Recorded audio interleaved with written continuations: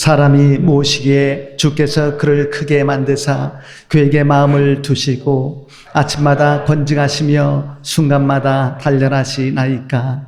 주께서 내게서 눈을 돌이키지 아니하시며 내가 침을 삼킬 동안도 나를 놓지 아니하시기를 어느 때까지 하시리이까. 사람을 감찰하시는 이여 내가 범죄한들 주께 무슨 해가 되오리이까. 어찌하여 나를 당신의 관역으로 삼으셔서 내게 무거운 짐이 되게 하셨나이까. 주께서 어찌하여 내 허물을 사하여 주지 아니하시며 내 죄악을 제거하여 버리지 아니하시나이까.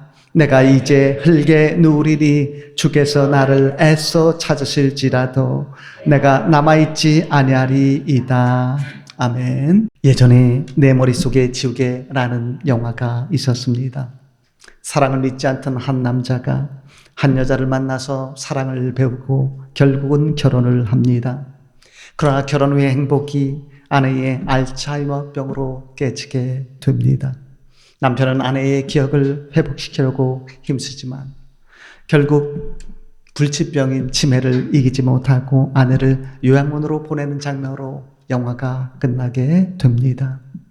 사랑의 추억이 있는 것도 중요하지만 그 기억을 잘 간직하는 것은 더 중요합니다. 사랑을 잃는 것만큼 무서운 것은 사랑했던 기억을 잃는 것입니다. 가슴 아픈 기억은 잘 버리고 사랑했던 기억은 잘 간직하십시오. 은혜와 사랑에 대한 기억을 지우는 지우개가 내게 생기지 않도록 나를 잘 관리하려면 사랑과 은혜를 더욱더 많이 의식적으로 기억하려고 해야 합니다. 은혜에 대한 기억은 은혜를 키우고 상처에 대한 기억은 상처를 키웁니다. 예전에 한 목사가 한 사람의 전화를 받게 되었습니다. 목사님, 최근 기억이 전혀 나지 않아요. 그가 현기적으로 갑자기 쓰러질 때 방바닥에 머리가 부딪혀서 머리에 혹이 생기면서 얼마 전에 이사한 것도 기억하지 못했습니다. 머리에 해마가 닫히면 단기 기억을 장기 기억으로 저장시키는 회로가 막혀서 최근 기억부터 잃습니다. 그가 목사에게 1시간 전에 전화한 것도 기억하지 못하고 또 전화를 해서 자신이 그런 전화를 했느냐고 반문을 했습니다. 목사가 너무 마음이 아파서 간절히 그의 기억력 회복을 위해서 기도하자 하나님께서 깊은 평안을 주셨습니다. 그래서 그가 밤늦게 4번째로 전화했을 때 그에게 하나님의 평강을 전하면서 말했습니다. 사람이 기억을 잃으면 최근 것부터 잃으니까 너무 염려하지 마세요. 머리 부은 것도 가라앉으면 점차 기억이 회복될 것입니다.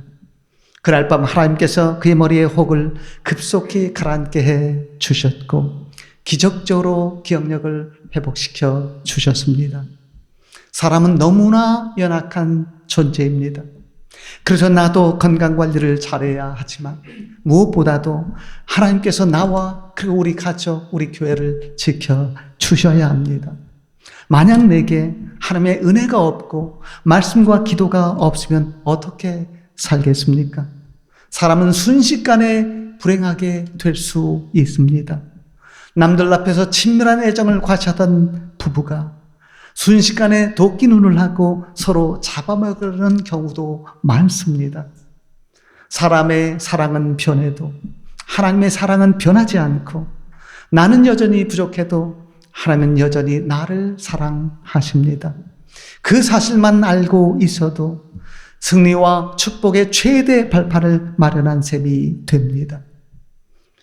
욥기 7장을 보면 거기에서 욥은 하나님께서 어떤 분인지를 저가 알고 있는 그러한 단서가 나올 때 욥이 하나님을 어떤 하나님으로 알고 있을까요?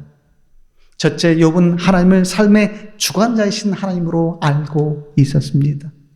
몇 달 동안 극심한 피부병으로 고생하던 욥은 잠을 자면 고통이 조금이라도 사라지고 위로와 안식을 얻을 줄 알았는데 하나님께서 잠잘 때에 꿈으로 자신을 놀라게 하셨고 환상으로 자신을 두렵게 하셨다고 욥기 7장 13절에서 14절 말씀은 전하고 있습니다. 계속해서 15절 말씀, 16절 말씀 보니까 그로 인해서 욥은 육신적인 고통 이상의 정신적인 고통까지 겪으면서 차라리 죽고 싶다고 했습니다.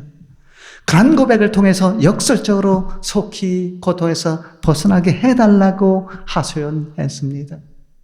둘째로 욥은 하나님을 나를 사랑하시는 하나님으로 알고 있었습니다. 본문 17절 그리고 18절 말씀 보십시오. 사람이 무엇이기에 주께서 그를 크게 만드사 그에게 마음을 두시고 아침마다 권징하시며 순간마다 단련하시니까. 이 불평조의 독백에도 하나님의 은혜와 사랑에 대한 고백이 깃들어 있습니다. 하나님은 욥을 버리지 않으시듯이 욥도 하나님을 버릴 수 없었습니다. 다만 육신과 정신의 고통이 너무 심해서 하나님께 잠시 투정하듯이 불평한 것이었을 뿐입니다. 세 번째로 욥은 하나님을 나를 감찰하시는 하나님으로 알고 있었습니다. 본문 20절 말씀 보십시오. 사람을 감찰하시는 이여 내가 범죄할전들 주께 무슨 해가 되오리이까. 어찌하여 나를 당신의 관역으로 삼으셔서 내게 무거운 짐이 되게 하셨나이까. 하나님이 감찰하신다는 말은 하나님이 지키고 보호하신다는 뜻입니다. 그러나 고난 중에 욥에게는 하나님의 감찰하심이 자신을 하나님의 관역으로 삼는 것 같아서 너무나 무거운 짐이라고 고백을 했습니다. 이 욥기 7장에 나오는 욥의 고백이 주는 교훈으로서 하나님 안에 거하려면 어떻게 해야 할까요? 첫 번째는 절망 중에도 내일의 희망을 가지십시오. 본문 3절 말씀 보십시오. 이와 같이 내가 여러 달째 고통을 받으리 고달픈 밤이 내게 작정되었구나. 욥의 친구들이 욥에게 온 것은 그의 고난이 시작된 후 몇 달이 지났을 때였습니다. 그동안 욥은 고달픈 밤이 작정된 것처럼 밤잠을 설치는 고통에 처했습니다.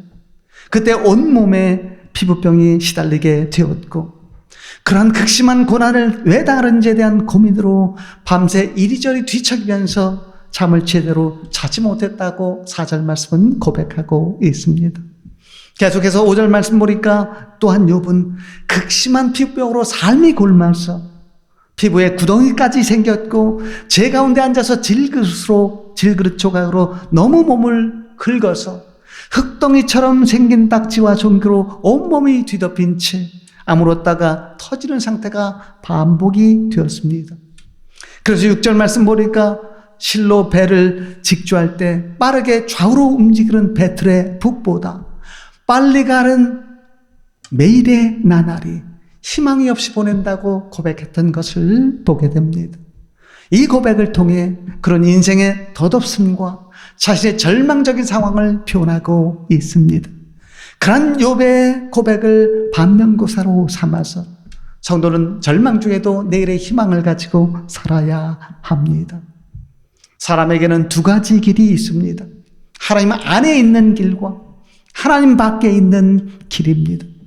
때로는 하나님 밖에 있는 길이 형통한 일처럼 보이지만 하나님 밖에서의 형통을 추구하지 마십시오. 절망 중에도 희망을 품고 하나님 안에서 겸손하게 살아야 참된 복을 얻을 수 있습니다. 희망은 마음의 고통을 지우고 열정과 창조성을 견인하는 기관차와 같습니다. 내일의 희망이 없으면 망망대해와 같은 세상을 헤쳐나갈 힘이 없지만 내일의 희망이 넘치면 용기와 지혜와 창조성을 가지고 얼마든지 어려움을 극복하고 결국은 승리할 수 있습니다. 두 번째로 하나님 안에 거하려면 하나님께 불평하지 말고 감사하십시오. 본문 11절 말씀 보십시오. 그런즉 내가 내 입을 금하지 아니하고 내 영혼의 아픔 때문에 말하며 내 마음의 괴로움 때문에 불평하리이다. 욥은 그동안 많이 참았는데 더 이상 참지 않고 영혼의 아픔과 마음의 괴로움을 토로하며 하나님께 불평하겠다고 했습니다. 그 말에는 제가 불평하지 아니하도록 저를 이 고난에서 구원하소서라는 하소연이 내포되어 있습니다. 그러나 하나님께서 원하시는 순서는 불평하지 않도록 고난을 없애달라는 것이 아니고 먼저 불평하지 않음으로써 하나님께서 고난을 없애 주시는 것입니다. 계속해서 12절 말씀을 보십시오. 내가 바다니까 바다 괴물이니까 주께서 어찌하여 나를 지키시나이까. 고대의 바다는 배와 사람을 삼키는 두려움의 대상이었습니다. 욥은 자신이 바다나 바다의 괴물처럼 사람을 삼키는 악인이 아닌데 왜 자신에게 고난을 내리시느냐는 불평조의 질문을 했습니다. 그런 불평조의 질문에도 하나님을 향한 신뢰가 여전히 깃들어 있음을 느낄 수 있습니다. 그럼에도 불구하고 가장 좋은 것은 불평하지 않고 감사하는 것입니다. 이성적인 사고는 내일의 희망을 보게 하기보다 현실에 매이게 만들지만, 신앙적인 감사는 내일의 희망을 보고 현실을 극복하게 만듭니다. 현실에 대해 불평하면 운명에 매이게 됩니다. 그러나 현실에 대해 감사하면 운명을 극복할 수 있습니다. 고난의 현장에서도 믿음으로 감사하면 그 현장 곳곳에 뿌려진 축복의 씨앗이 보이고 점차 때가 되면 꽃이 피고 열매 맺는 역사가 반드시 나타납니다. 결국 감사하는 믿음은 복된 삶을 예비하는 최적의 힘이 됩니다. 세 번째로 하나님 안에 거하려면 하나님이 주신 삶을 귀하게 여기십시오. 욥은 1절 말씀에 나오는 품꾼의 날이란 표현, 3절 말씀에 나오는 고달픈 밤, 4절 말씀에 나오는 새벽까지 이리저리 뒤척이는 밤, 6절 말씀에 나오는 배틀의 북보다 빠르게 지나는 날, 7절 말씀에 나오는 한낮 바람 같은 생명, 9절 말씀에 나오는 말 구름이 사라져 없어짐, 그리고 16절 말씀에 나오는 내 날은 헛것임이란 표를 통해서 고난에 처한 자신의 삶과 시간에 대해서 한탄하고 있는 것을 보게 됩니다. 그의 한탄을 반면교사로 삼아서 성도는 자신의 삶과 시간을 소중히 여기고 더 나아가서 남의 삶과 시간을 소중히 여기는 배려심도 갖추어야 합니다. 한 사람이 가족 5명과 함께 지방에 내려가게 되었습니다. 그가 출발 전날에 휘발유값이 비싼 자신의 동네에서 10,000원을 더 지불해서 휘발유를 넣고 출발할까? 아니면 휘발유값이 싼 고속도로에서 휘발유를 넣어서 10,000원을 절약하는 대신 10분을 더 소모할까 하는 문제로 고민하다가 출발 전날에 혼자 있을 때 휘발유를 미리 넣고 출발을 했습니다. 고속도로에서 10분을 절약하면 가족 5명이 각각 10분을 절약하면서 전체로는 50분을 절약하는 셈이 됐고, 그 절약된 50분이 10,000원보다 더 가치 있다고 여겼기 때문입니다. 남의 시간을 배려하고 남의 삶을 귀하게 여기십시오. 작은 문제에서도 남을 배려하는 성도다움을 나타내면 그를 통해서 사회도 조금씩 환해지게 될 것입니다. 남을 배려하는 삶이 나의 구원은 이끌지 못해도 남의 구원은 이끌 수 있기 때문에 성도다운 삶은 세상적인 도덕과 윤리 이상으로 매우 중요합니다. 그러한 성도다운 삶을 도덕이다, 윤리다 라는 그런 창으로 격화시키는 이단교조의 모습은 나의 구원에만 집착하고 남의 구원과 사회의 구원에는 외면하는 잘못된 모습입니다. 절망 중에도 내일의 희망을 가지고 하나님께 불평하기보다 감사하고 하나님의 주신 삶과 나를 소중히 여기면서 하나님 안에 거하는 삶을 실천한다면 최종적인 의미에서 결코 실패하는 일이 없고 2보 후퇴하면 3보 전진하는 역사가 반드시 나타나게 될 것입니다. 인생은 올라가고 내려가는 삶의 연속입니다. 그러한 인생에서 하나님만 바라보고 하나님 안에 있기를 힘쓴다면 하나님은 언젠가 반드시 높이 세워주시고 끝까지 어디서든지 남게 하시는 축복이 있게 하실 것입니다. 마태복음 11장을 보면 감옥에 갇혔던 세례 요한이 곧 다가올 죽음을 직감하고 제자들을 보내서 예수님께 물었습니다. 오실 그이가 당신입니까?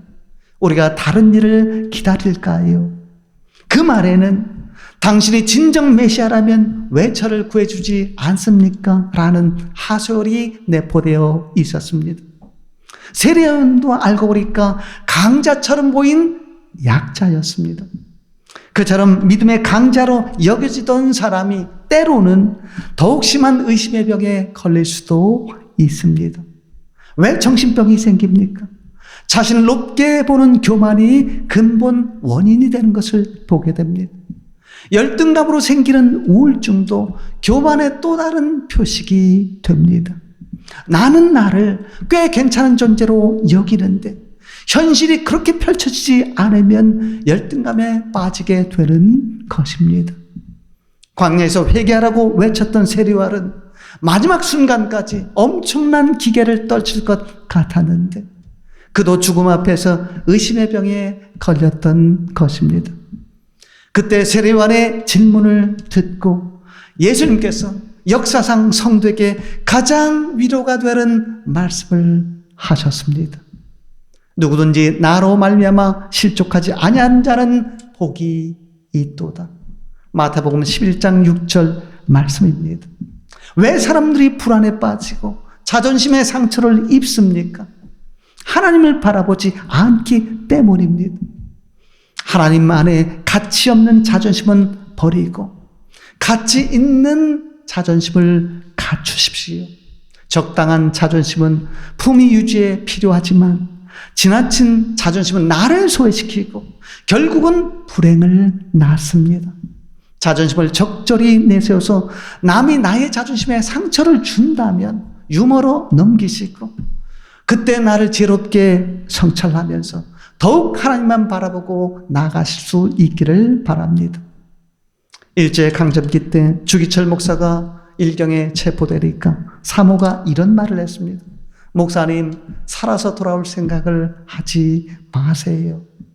언뜻 생각하면 남편 입장에서 매우 섭섭한 말로 들릴 수 있겠지만 깊이 생각하면 여보, 저도 마음을 단단히 먹었어요. 가족은 걱정하지 말고 하나님 뜻대로 용기 있게 나가세요 라고 하는 매우 남편에게 힘이 되는 말입니다. 가끔 보면 신실한 사람도 때로는 가족 때문에 믿음의 길에서 후퇴할 때가 있는데 그런 상황이 없도록 기도할 수 있기를 바랍니다. 한 젊은 목사가 가끔 밤에 기도하러 교회를 가면 어린 자녀가 말을 했습니다. 아빠, 교회 가지 말고 저와 함께 있어 주세요.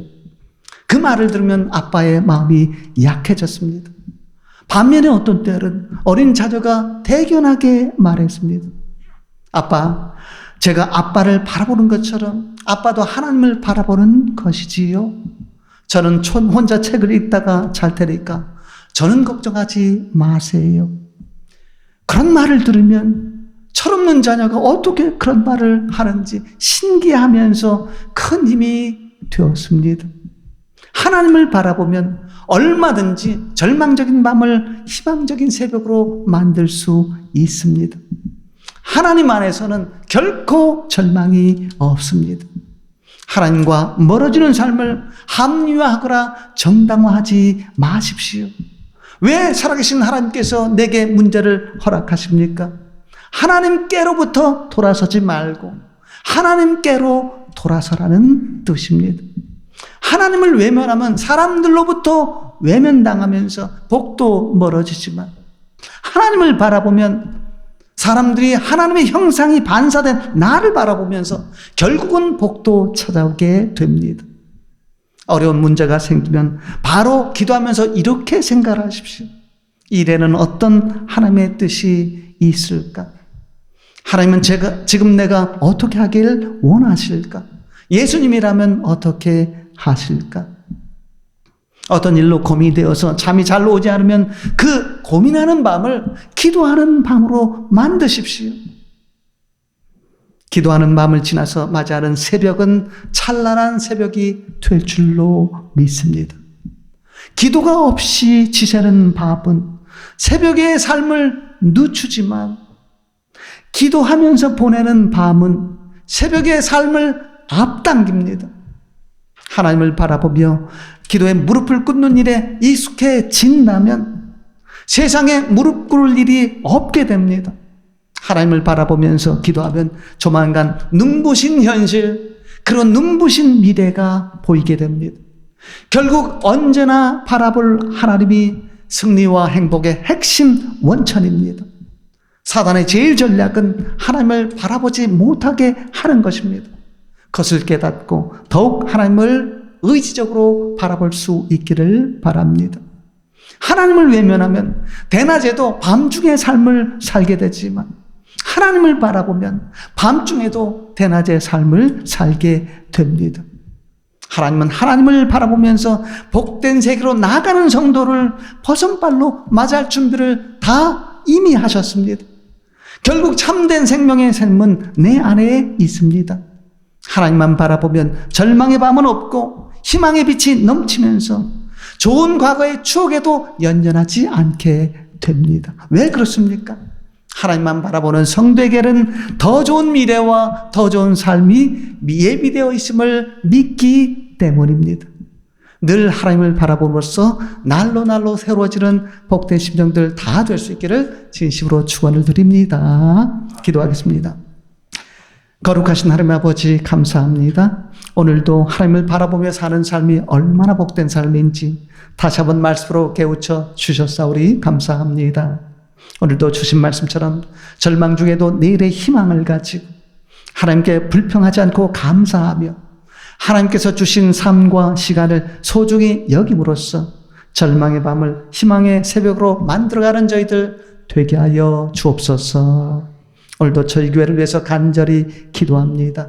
저희 교회에서 하나님의 형상을 반사하면서 성도다운 삶을 살아가는 인물 성도들이 많이 일어나게 하시고 하나님께서 주신 선거로 마지막 때에 영혼 구원과 영혼 변화와 교회 갱신과 세계 선교를 위해서 크게 쓰임받는 저희들 그리고 저희 교회 되게 하여 주옵소서. 이루어 주신 줄 믿고 감사하며 예수님 이름으로 기도드리옵나이다. 아멘.